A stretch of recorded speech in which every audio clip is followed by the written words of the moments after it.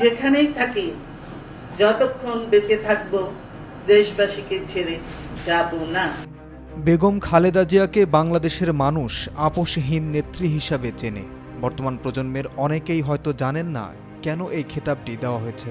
চলুন এক নজরে দেখি তার রাজনৈতিক জীবনের সেই সিদ্ধান্তগুলো যা তাকে এই উপাধি এনে দিয়েছে।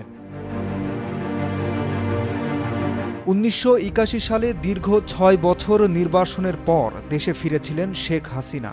ঠিক সেই বছর হত্যা করা হয় রাষ্ট্রপতি জিয়াউর রহমানকে এবং ক্ষমতা দখল করেন সেনাপ্রধান হুসেইন মোহাম্মদ এরশাদ। এরশাদের শাসনামলে দেশজুড়ে গণতন্ত্র পুনরুদ্ধারের আন্দোলন গড়ে ওঠে, যেখানে প্রধান দুই দল ছিল আওয়ামী লীগ ও বিএনপি। ১৯৮৬ সালের নির্বাচনে আওয়ামী লীগ ও জামাত অংশ নেওয়ার সিদ্ধান্ত নিলেও বিএনপি অংশগ্রহণ করেনি। ওই সময়ে বিএনপি নির্বাচনে অংশ নিলে হয়তো বেগম জিয়াও মোটা অঙ্কের প্রলোভনে পড়তে পারতেন। ৮৬ নির্বাচনে অংশ না নেওয়ায় তিনি আপোষহীন অবস্থান দেখান এবং এই কারণে বিএনপির জনপ্রিয়তা বৃদ্ধি পায়। ১৯৯১ সালে এরশাদের পতনের পর অনুষ্ঠিত নির্বাচনে বিএনপি জয়লাভ করে। বিশ্লেষকদের মতে ৮৬ নির্বাচনে অংশ না নেওয়ার সিদ্ধান্তই বিএনপিকে জনমনে শক্তিশালী করেছে।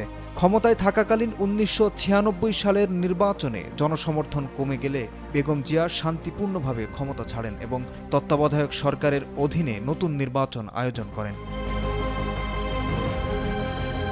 ২০১৪ সালের নির্বাচনের আগে আওয়ামী লীগ তাকে নির্বাচনে অংশ নেওয়ার বিনিময়ে কিছু মন্ত্রণালয় দেওয়ার প্রস্তাব দিয়েছিল, কিন্তু বেগম জিয়া আপোষ করেননি। তিনি তত্ত্বাবধায়ক সরকারের অধীনে নির্বাচন করার অনড় দাবিতে ছিলেন এবং বিএনপি ২০১৪ সালের একতরফা নির্বাচন বর্জন করে।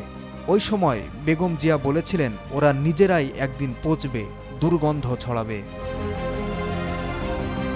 বেগম জিয়াকে অরফানেজ ট্রাস্ট দুর্নীতি মামলায় সাজা দেওয়া হয়। ২০১৮ সালে ঢাকার কেরানীগঞ্জ কেন্দ্রীয় কারাগারে একমাত্র বন্দী ছিলেন তিনি। ক্ষমতার জন্য আপোষ না করার কারণে তাকে এমন কঠিন পরিস্থিতিতে থাকতে হয়। ২০১৪ থেকে ২০২৪ সালের মধ্যে বিএনপি নির্বাচনে অংশ নেয়নি। এরপরেও দলটি ক্ষমতার বাইরে থেকেও হারায়নি। এই দীর্ঘ সময়ে বিএনপিকে ভাঙার বিভিন্ন চেষ্টা হয়েছে, তবে বেগম জিয়ার আপোষহীন নীতি দলকে শক্তিশালী রাখে। সর্বশেষ ২০২৪ সালে সামরিক বাহিনী দিবসের সংবর্ধনা অনুষ্ঠানে সম্মানের সঙ্গে তাকে আমন্ত্রণ জানানো হয়। বেগম খালেদা জিয়া আজ জীবন মৃত্যুর সন্ধিক্ষণে।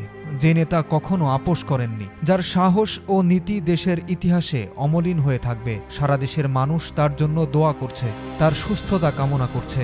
তিনি দেশের হাল ধরতে পারুক আর না পারুক, আবার সুস্থ হয়ে ফিরে আসুক, এটাই হচ্ছে দেশের মানুষের প্রত্যাশা।